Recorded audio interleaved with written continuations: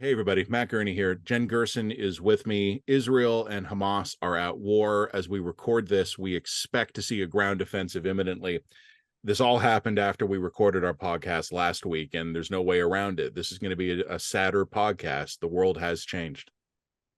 And on an equally important note, news of utterly global significance has passed in Canada this week, and that is the environmental impact legislation has been declared unconstitutional. This is of course definitely going to generate an enormous amount of interest and compelling content in the wake of the ongoing war in the Middle East. This is the latest episode of the Line Podcast.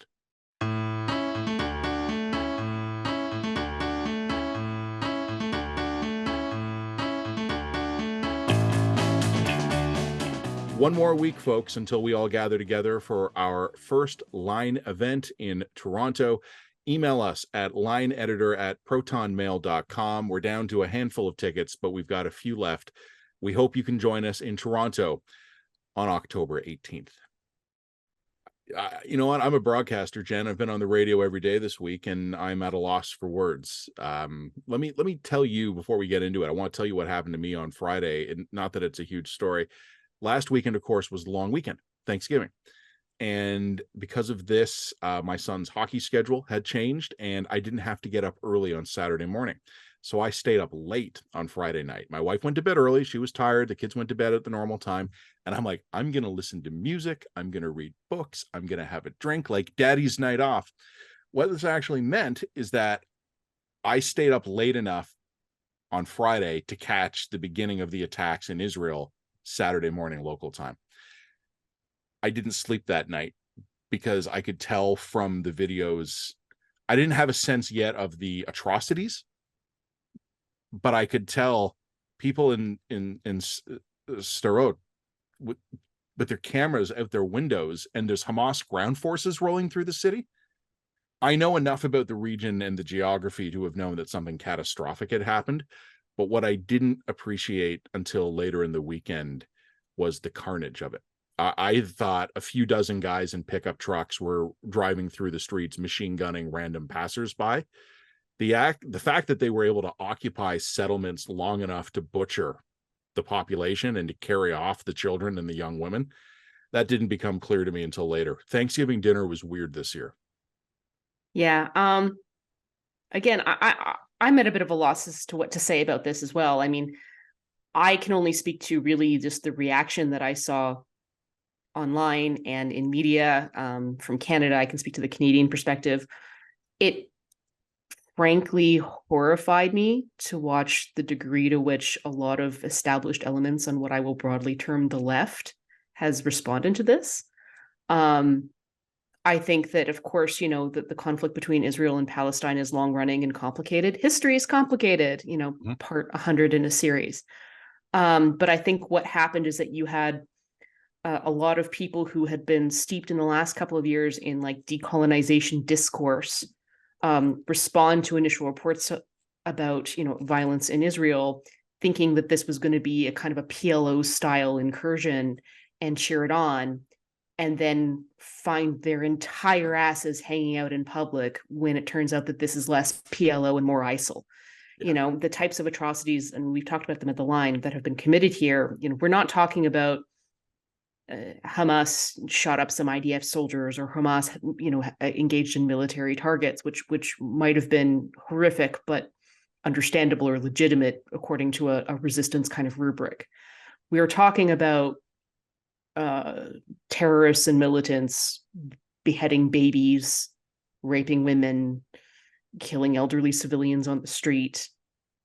If you can justify this under the rubric of resistance fighting or forms of what you would consider legitimate armed or violent tactics, if you can justify this, then you have no moral code. There is nothing you could not justify in the pursuit of your ideological and political aims. And I think that a lot of people on the left have revealed some truths about their character. And I think you and I are shared in saying we take their positions at face value.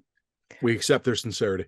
We accept your sincerity. I've been saying that all week. When people, I don't want to call it a nuance, but one of the things you and I have talked about this week, and I wrote about it in my column earlier in the week, I think a lot of what happened, and I'm not making excuses, but I think you actually made this point really well online.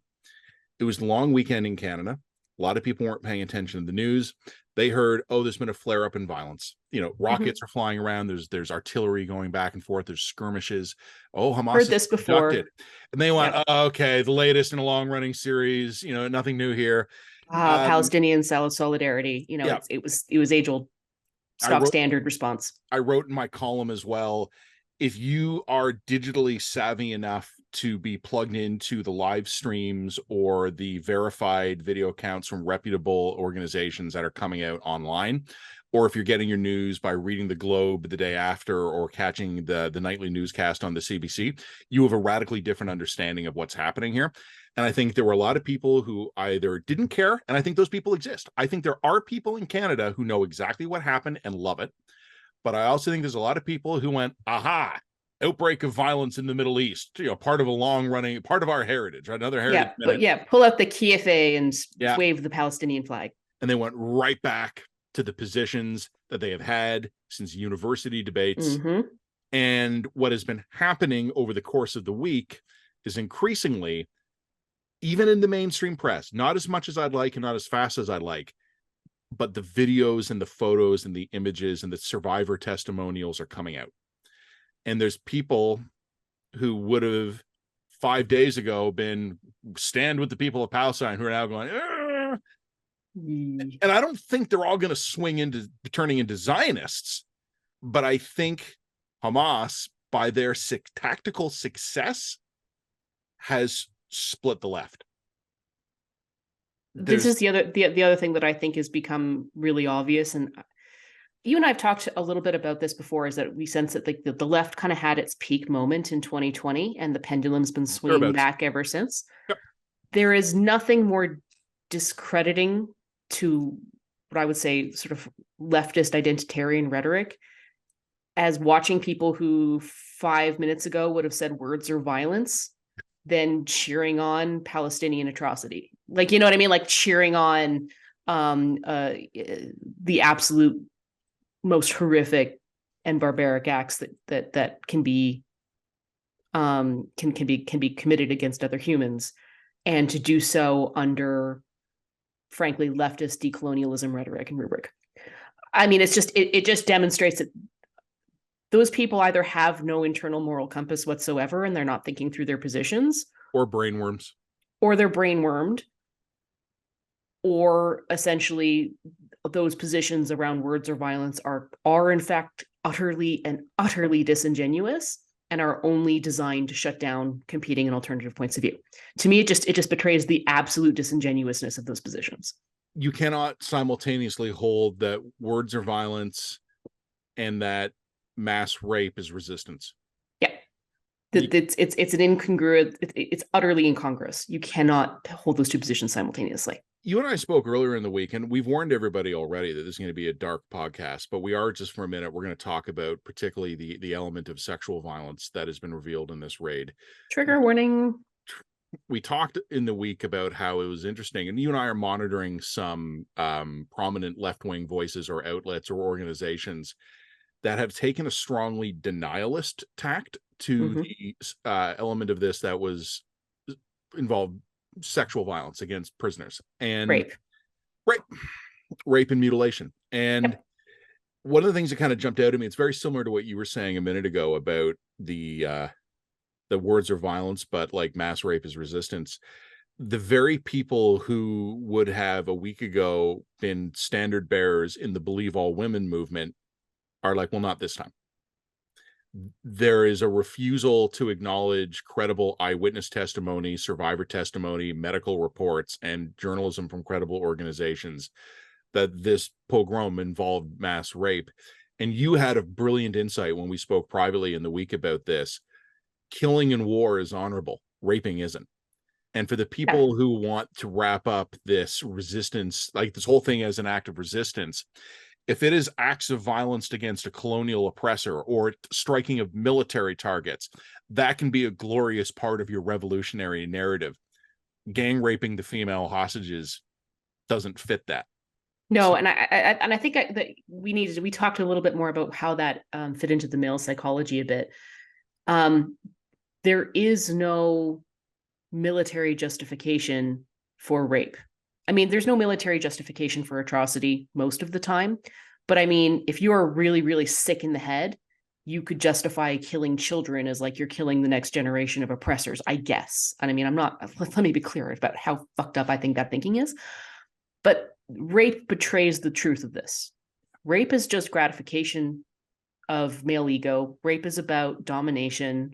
Rape is about vengeance. Rape is there is no military or resistance-based justification for rape. It's simply a dishonorable act in war. It betrays the moral vacuum under which these fighters are operating under. And it just is impossible to square with any kind of 1992 PLO liberation rhetoric. It just isn't. And I think that's why the rape allegations in particular, and the rape crimes in particular, have struck such a particular denialist bone among the people who are supporting this. And it seems to me almost like they're like, well, we didn't behead too many babies, but we sure as hell didn't rape those women. Yeah. Like there's something really weird happening there. And I think it has to do with honor and perception of things. There's also been some interesting rhetoric about problematizing the rape allegations, again, from the same Me Too crowd, saying, no, even bringing up the fact that these allegations are happening is part of a program to dehumanize the fighters. And I'm like, the fighters themselves are doing a great job dehumanizing themselves, guys. Like, sorry, I'm not going to fail to mention that rape is happening because it makes the Hamas look bad. I don't know where to go. I think Jen, you mentioned baby beheading. That was the other interesting narrative this week. So let me walk the listeners through what happened here. And I trigger warning once again, because this isn't fun either.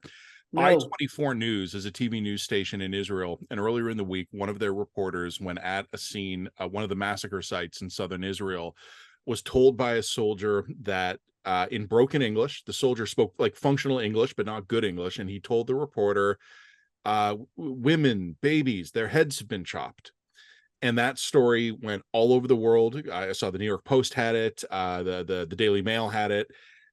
Went viral, but I looked into it that day and I ran down every instance I found of it in a reputable Western outlet, and they all traced back to that same interview.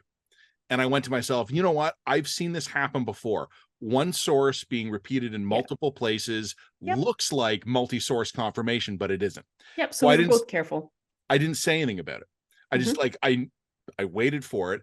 The next day, CBS, followed by a series of other outlets, began having multiple source confirmation from multiple soldiers who'd been at the scene, journalists who had been at the scene, and eventually an Israeli government official with part of the emergency, with oversight of the emergency response effort in the south, were like, yes, the victims we are finding in some cases have been beheaded, and this does include babies and children. There's been no numbers that have been given. There's been no specifics. And kind of to what you said before, there's no military glory, like there's no military glory in beheading children. And I think it's been very interesting to look at the two things that have been specifically pushed back on. It is rape and it is beheading of minors. And the fact that we are talking about this, I want the listeners to know, Jen and I are not oblivious to the fact that this is the most fucked up podcast we've ever had. We have never had to talk about this stuff before. Or what else, like, point out that neither of us is entirely okay this week. Can we just say that? Nobody watching the news in any depth is entirely okay right now. And that's just like, we're getting even just a fraction of what people in Israel and to some extent Gaza are dealing with. I mean, the trauma is so bad that even people who are thousands and thousands of miles away and have only been exposed to it by pictures are not okay, not okay right now. So let's just say that right off the bat. I'm not okay. I burst into tears once randomly this week. And it was random. Like, it wasn't like I was looking at terrible video. I think just sort of some of what I had seen had got into the old noggin and was rattling around. I'll tell you what it was. I was reading a story about a woman who was at the music fest in the South, and she had called her family and said, like, we're under attack, where they're shooting at us. And her dad drove down to try and rescue her, and he's now missing. But the daughter escaped alive. And I was thinking about that. I thought of it as a dad, and I had this weird sense come over me instantly, and I'm getting choked up even thinking about it. That's okay. Yep, fair trade. Yeah, every time. Like, and if someone told me I had to get in the car and drive to my death, but the trade was that my daughter would walk out of that massacre alive, I'd have my windows down, my tunes on. Like I would have a completely good drive down to meet my death. And it was just this strange feeling came over me as I was hearing that story. Kind of like weirdly sounds like dad kinship, like the global dad hive mind. I was like, okay, good job. Like, that was the same story that got my husband too. Oh, I mean, also, I would also point out that, of course, you know, in response to this, we have Israel now basically flattening Gaza, mowing the lawn, so to speak, in order to demolish Hamas's military capacity. And when we recorded, it hasn't started, but it looks imminent. Like, yeah, exactly. We're recording this right now. I've been watching the feeds all day. It hasn't really popped off, but it's people have claimed that like already 1,200 Gazans are dead. I don't know whether or not those sources are credible or not. I think it's hard to know in the fog of war what's credible here. The same people who were cheering on Palestinian resistance are also the same ones who are now highlighting the evils of Israeli state-sanctioned violence and innocent Gazans who are going to get killed. I mean, of course, everyone hates when innocent people get killed, but I refuse to play the game of playing into a moral equivalency to this. It is not morally equivalent to say Israel, in response to atrocities, is going to go bomb some apartment buildings to diminish Hamas's, you know, military capability, and lots of people are going to get hurt as collateral damage as a result. That is not the moral equivalency of someone going into a nursery and beheading babies. I'm sorry. Like, I realize that at the end of the day, everybody's dead, but intent matters and tactics matter. And I don't think that these things have the same moral equivalency for me. And I think, yeah, they just don't. I don't know. I just want to mention to our video viewers who may be wondering, I am fiddling with a Nerf bullet right now. It's a nervous habit I have. I'm not holding it against you. Anyway, I don't, as I said, both sideserism is really finding a comeback in journalism today. I find that moral clarity is out the window. The second it involves Israel. Yeah. I'll mention something else as well. Look, I'm not a lawyer. I'm not an international law lawyer, but I've read the damn things, and I have some understanding of this from a career of actually having, especially for a Canadian journalist, an unusual focus on security and defense issues.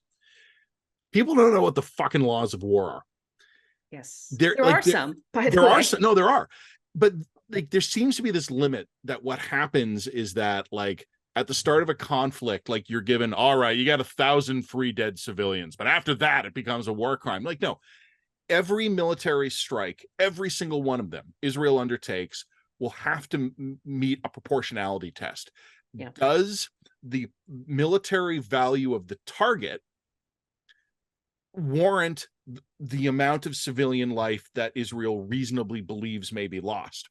And people seem to think that, like, that you cannot bomb civilian targets. You absolutely can, if it's proportional. And there should be things that should be done before that give you cover under the rules of war, things that include taking steps to minimize civilian casualties. When I have watched, especially over the last 12 hours or so, it's really picked up. Israel saying, get the fuck out of the following areas. They're doing media broadcasts. They're doing international reports. They've been dropping leaflets. I know why they're doing that. They are ticking a box they are required to tick under the rules of war, They are signaling to civilian populations, we are coming, and we are giving fair warning. After that, every target they strike will have to pass a proportionality review. We bombed X target with Y munitions for Z objectives. That is how you determine whether or not it was a valid legal military strike. And what might end up happening, and look, I'm not trying to preemptively justify anything. Israel may well fuck this up. They may lose their minds. And especially given how high tensions are right now, we cannot ignore the fact that there may be excesses in this war because Israelis are angry. Yeah, of course. And I think also on top of that, if your bombs are 95% accurate and you drop 10,000 of them, 500 bombs are missing what they aimed at and they're landing on civilian targets. Again, that's recognized as part of war. That happens.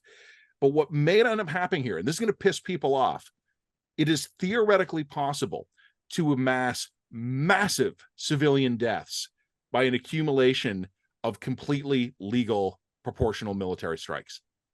The other problem in all of this, and this is why I also have a hard time seeing a lot of this as being equivalent here, is that, you know, Israel by law does and has to abide by a rule of war, which includes, by the way, that you can't rape POWs. Can't even Hamas, photograph them. Yeah, Hamas. Okay, I realize that Hamas is distinct from Palestinian people. I get that. They're distinct but interrelated entities. Hamas's own charter, as written in 1988, is genocidal. Yes. It's genocidal and theocratic. Yes. They not only want to kill all the Jews, they want to establish Israel as essentially as an Islamic state, a new IS, by killing all the Jews. This is written into what they are explicitly out to do. This is not, you know, glorious resistance fighters Che Guevara version 2. This is IS. These are genocidal theocrats. That is the people who they are fighting. And these are people who obviously don't recognize boundaries and conflict. They don't recognize rules of war. They don't recognize, I mean, we know that Hamas, for example, has a long and established habit of hiding legitimate military targets in civilian complexes, under their own children, sometimes. And that we know that this is a very oppressive force even to Palestinians. And how you're going to thread the needle of diminishing Hamas's military capability while not killing innocent civilians, I don't think it can be done. Yeah. I'm sorry. Like, I wish it were not true. I wish it were otherwise, but I think that's just the reality that we're facing here. And so like I said, I can't draw a moral equivalency after Hamas has knowingly committed atrocities as part of a campaign of terrorism. The funny thing is too, especially in recent years, some of the activities of the Israeli government have made it harder for me to support Israel. I am unapologetically, I've always been in support of Israel and its right to defend itself. I don't like the current government. I don't like what they've been doing. No, neither do I. And I think Israel's reestablishment of settlements and expanding settlements in the West Bank, huge problem, provocative and counterproductive and stupid and wrong. Agreed. And I think the humanitarian situation in Gaza has been untenable for years. But decades. What Hamas has now done is they have forced Israel's hand in a way where Israel was prepared, either out of completely cynical self-interest or out of humanitarian concerns. They have not wanted to mow the lawn in Gaza in a significant way because of the death toll it'll take on both sides. And again, I don't care if you think it's humanitarianism or cynicism. It works either way. But what I will say is that Hamas has now made itself enough of a threat that Israel no longer has a choice. It does not have a choice on its southern border, and to maintain deterrence against all of its enemies, Hamas has to be destroyed now. I'm not saying that as any kind of, I'm declaring a moral imperative. This is not me lecturing you. This is me explaining how the Israelis are going to view this. When they say never again, they are not fucking around with that. The other thing I would just point out here is, like, you know, there might be situations in which armed resistance is what would be considered legitimate in my mind. there might be certain circumstances and certain types of violent tactics that might be considered legitimate. But in order for it to be considered legitimate, it has to be tied to a specific achievable strategic target. What Hamas has done here isn't targeted violence. It's a pogrom. This is not serving the end of a Palestinian state or a peaceful resolution or a two-state solution. It has set all of those things back. It's, in fact, I think that the possibility of a two-state solution in our lifetime has just gone to zero. It's dead. So now the only option here for the Israelis, I think, is unequivocal win. However brutally that must be achieved, which is a really scary thought. But the end result, this could escalate, and this could escalate dramatically. But the problem is, even if it does, Israel's position of unequivocal win is not going to change. No, that's essentially what the groundwork has been reframed around what Israel's win conditions have to be in order to sustain itself now. And I think that's tragic. Like, I mean, you and I think would have been last week, two-state solution. I want to see Palestinians do well and be happy and be fruitful and prosperous in Gaza and the West Bank. I would want the Israel to see settlements in the West Bank in particular. But I just don't see that after what happened this week, that outcome isn't likely. That outcome isn't going to happen. I still want those things. Like I still want all those things. Yeah, I still want those things. I just don't think that it's possible anymore. It's not. And so the violence didn't serve a strategic end. The violence existed for its own sake. That's what it was about. And I think that the rape and the mass rape and the indiscriminate violence sort of demonstrates who these people are and what their goals are.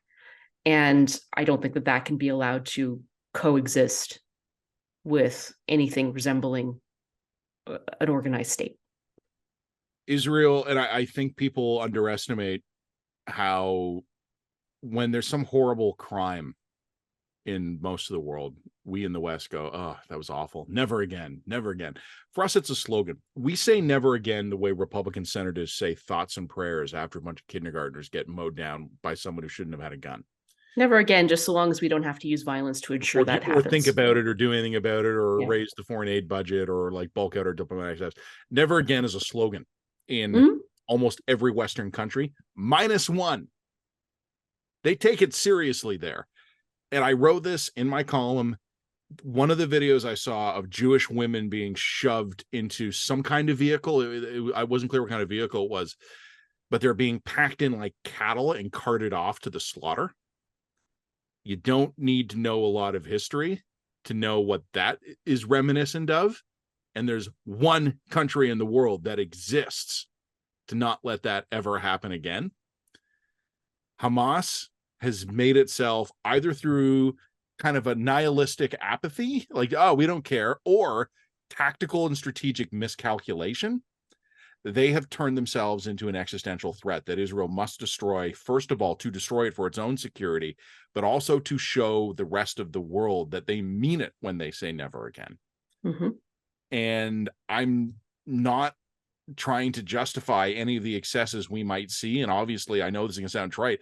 I call upon Israel to exercise all restraint possible when conducting military operations in civilian areas. But I think anyone out there who thinks talking about some UN resolution or waving the Geneva Conventions around, you are stuck in grad school in the 1990s and you look like a fucking idiot today. This is basic humanity stuff. None of us would allow a threat like that to exist on our borders. And I honestly think, I said this to you before, if like Prince Edward Island was lobbing rockets at Halifax, we would not be as restrained in dealing with that as we would demand Israel be. There is I just would say, like, so I just want to pivot back to Canada a little bit here, because of course we're not Middle East experts, and I don't think either of us pretend to be. We're just people who have opinions, and we're offering them to the world, and they can take them or leave them as they will. What was interesting from my perspective was from a Canadian perspective and from a North American perspective, in addition to watching a lot of more leftist organizations lose their shit. They don't know what position to take. No, they didn't know what a position to take. I mean, what was interesting to me was watching the decolonialism narrative, decolonialism discourse. Now, I want to say that we actually have a piece coming on this from somebody who is First Nations, and as two white people, I think that we have a limited role to play in expressing our opinions on this. But I do want to say personally, First Nations people in Canada and North America are not beheading babies. Okay, they're not raping women. They're not going off and indiscriminately killing white settlers. They're not doing any of these things. First Nations people in North America are overwhelmingly peaceful and engaged in forms of civil disobedience, which, while I might personally disagree with on a case-to-case basis, fall very, very, very, very fall short of the mark of what Hamas is doing. I mean, I think if most of them are, but the ones that are doing, the ones that are doing that, I mean, like, we're talking like, hey, the last major action of First Nations people was over the Wet'suwet'en protests, and you know, they destroyed some rail blockades. Okay. And like, we got into a fuss about the destroying of the rail blockades for legitimate reasons, and there was a back and forth. They are not committing atrocities. Okay. So trying to frame all of this under the rubric of decolonization, firstly, I think that's obscene. Secondly, I think that is and will be used to delegitimize First Nations people in this country. Because, and first, I just don't think that the tactics here, you're using decolonialization rhetoric to legitimize Hamas's atrocities. And I think that can only rebound badly on First Nations people who overwhelmingly are using what I would consider to be completely legitimate means of passive resistance and civil disobedience. So yeah, I think that's kind of gross, personally. But you know what? I think that I'm going to put a pin in that and allow First Nations people to have their own say on it. That's my opinion as a white person. So take it or leave it. Here's one more white guy's opinion. I saw a professor at McMaster, and McMaster's been a weird hotbed of this because it was QB Local 3906, which represents McMaster faculty that kind of set the high bar on stupid statements earlier on. QP. QP. I'm not going to dwell on QP. Let's not dwell on QP. I would get too angry talking about it. But what I will say was that there was a professor at Mac who had tweeted, you know, I don't remember the exact phrasing, but it was like, you know, these terms, decolonization, resistance, these are not just terms we use in school. That to me was a perfect moment of, I will take you at your word. If what Hamas has done is what you mean when you call for the decolonialization of Canada, I think that's a bad idea, but I will accept your sincerity. And there was an American academic who also had tweeted, settlers are never civilians. You cannot, like, no settler can claim civilian status. So all attacks on settlers are justified. According to the intellectual theories of many modern progressive leftists, you and I, most of our listeners, and certainly all of our children are settlers. So if someone out there wants to take the position that I am not a civilian and that me and my family can be attacked on the basis of our presence here, again, I will accept your sincerity. I believe you. The amount of damage to left-wing causes and institutions these people are doing to themselves this week is astonishing, and they're too dumb to realize it. I think we should probably pivot to a little Canadian news, but I just want to sneak in one more thing. I reported very critically on the Canadian government this week. Global Affairs Canada staff who fucked around with me, tried to spin me a bullshit narrative, had that released to the Canadian people about the distinction between operational and open in the embassies. All I'm going to do is I'm going to encourage people to read my report about that. It's up on the website, readtheline.ca. The big picture comment I want to make, the Canadian government has actually been 100% on the right side of this issue. So have the Conservatives, so have the NDP. That alone is interesting. I don't know if it holds when we're on day 81 of the invasion of Gaza and the death toll has hit 100,000. I don't know, but it's interesting. And as of all the things I've been taking in this week, like you and I were talking a few minutes ago about how I think a lot of the lefties who were too busy with their Thanksgiving dinner to realize how bad this was, the Liberals, the Conservatives, and the NDP, they all figured it out really quick. Yeah, so I would say kudos to the political consensus that formed here. Yeah, rare salute from us. a rare salute from us, which is not to say that Global Affairs Canada has covered itself with glory, but from the politicians for once, thank you for being straightforward on this one. Yeah, and we'll see how long their clarity holds. Look, I didn't even see this. You want to talk about the Supreme Court? No, on Canadian news of absolutely equal global import. Cheering right up over here. The Supreme Court rules that the environmental impact legislation formerly known as C-69 has been declared unconstitutional. Yeah. I'm pleased.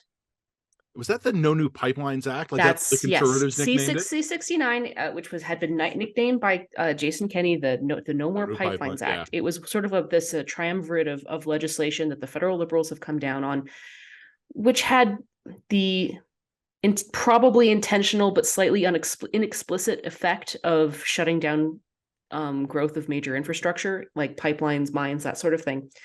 Was passed several years ago. Kenney took it to court. It finally has the Alberta Court of Appeal ruled on this, actually said in fairly stark terms what the federal government is attempted to do with Bill C-69 was unconstitutional. And the reason why is, of course, is that provinces under the Constitution, under 92A, have control over their natural resources. This was a really big deal when the Constitution was repatriated back in the 80s. And it was something that I think Peter Lougheed, the then former Premier of Alberta, was very, very adamant about. And that is, the federal government, Alberta's oil shouldn't belong to the federal government, shouldn't belong to the Confederation. Alberta Oil should maintain the right to develop its own resources and get those things to market. Things start to get weird when you start talking about how you get that oil to other provinces and get the oil to seaside, because of course Alberta is a landlocked province, and the second an oil pipeline has to cross into provincial borders, then it falls under the federal government to regulate. That's the federal government that has to sign off on the environmental regulations. So things get complicated. Confederation is complicated, but essentially what Bill C-69 tried to do, and again, this is going to be a very, very layman take on this one because this is not my wheelhouse of expertise here. But what C-69 tried to do was say, if the federal government designates this major project as being something that really it ought to be regulating, it's going to designate it as such and will subject it to more environmental and social, a very broad-ranging concept of environmental and social assessments. And many people in Alberta and development in other provinces as well have said, look, we already have a regulatory regime that is effectively impossible. Not totally impossible, but it on average takes like 20 years to get a major project signed off on, approved, and built. The regulatory regime in Canada is Byzantine. I mean, we had this conversation when leaders of Germany and Japan came to Canada and said, we really could use your liquid natural gas. And Trudeau was like, that's nice. No business case for it was, I think, the language. What he actually meant was we couldn't do it. We literally couldn't do it. The regulatory frameworks are so impossible to navigate at this point, and the consensus that's required from such a disparate number of groups, both socially, culturally, and environmentally, is that it's effectively consensus is impossible in this stuff, and the federal government has no will to bulldozer it. So C-69 further cemented that inoperability and said, the federal government's just going to decide that we're going to designate special projects, and then we're going to subject them to a host of additional assessments. And this on top of many years of governments jigging and then rejigging and then rejigging and then rejigging the whole entire environmental assessment process over and over again, which of course has created ridiculous uncertainty for any kind of investor. And no investor who has any brains at all is going to be investing billions of dollars into a Canadian infrastructure project, because that's just money down the tube. Even if it does get approved, it's just enormously expensive. And this is what has essentially put Canada into a state of regulatory quagmire. Yep. And it's had significant impacts in our CapEx, our capital expenditures money. Like it's actually pretty dramatically dried up since about the oil crash of 2014. And the regulatory processes are part of it. I think that's more or less accurate. So the reason why BLC 69 was unconstitutional is because essentially, if the federal government is giving itself these broad-ranging powers to say this major project now is ours to regulate, this then undermines the principle of 92A, which said no, actually, natural resources are something that we're leaving to the provinces to decide if they want to regulate. And shockingly, the Supreme Court sided with Alberta on this one, did not side with the federal government, and did not side with the federal government with a strong majority. I say shockingly, not because this is shocking in law. I think that anyone who had read the Alberta Court of Appeal's position on this would find it quite compelling. The Alberta Court of Appeal was quite strong in its language and said, this is just ridiculous legislative mission creep on the part of the federal government, and would risk undermining some really foundational principles for how Confederation is structured and run. And the Supreme Court agreed with them. And I was surprised, because this is a Supreme Court that people kind of expected were going to take the Liberals' side, because at this point, nobody really pretends that the Supreme Court isn't a highly politicized entity. And we were expecting to have some significant fallout for domestic politics and how it functions in this country. But they didn't. Hate Alberta. But yeah, exactly. Told you didn't hate Alberta. Turns out that was wrong. Turns out the federal court saw what the Alberta Court of Appeal saw, and they said, nope, this actually is this would undermine, this would fundamentally shake the way that we operate in this country, and it is an overreach. We love you out here. So, actually, like, as an Albertan, I'm actually kind of surprised. As someone who, we hate you. That's true. As somebody who is concerned about the politicization of the court, I'm pleased. I'm pleased to see the court come out with a fair and neutral, what strikes me as a very correct interpretation of the law and the Constitution. And also, I think it's really funny that we all know that the provincial government here in Alberta would have absolutely loved to have lost this, because it would have been one more piece of proof in their cap to show that the game is structurally rigged against us and Ottawa's out to get us. Turns out it wasn't in this case. So, a tip of my hat to the Supreme Court. I think that was the correct outcome. And now we get to see how everybody responds. This ruling is Laurentian Canada's hug and kiss for our friends in Alberta, because we love you. Love you too. Guys. Love you too. Anyway, I got to bail in a couple minutes, so I'm going to actually give you I'm going to give you a 1-minute challenge here. Mm-hmm. You explain the legal context, explain the background context. What does this mean politically for the feds? It means that they've got to go back to the drawing board and rethink how they're doing environmental assessments, if they want to do them at all. Yeah, I was going to ask, can they just accept this? And then, now that this is unconstitutional, what is the law governing? Yeah, I don't know. This is where you need extreme nerdism to be able to tell you that answer. I'm only half nerd. Nerds. I'm only half nerd. Okay. I'm not full bred. You need someone with a background in academic law and oil and gas, probably from the University of Calgary, to be able to prepare that apart for you.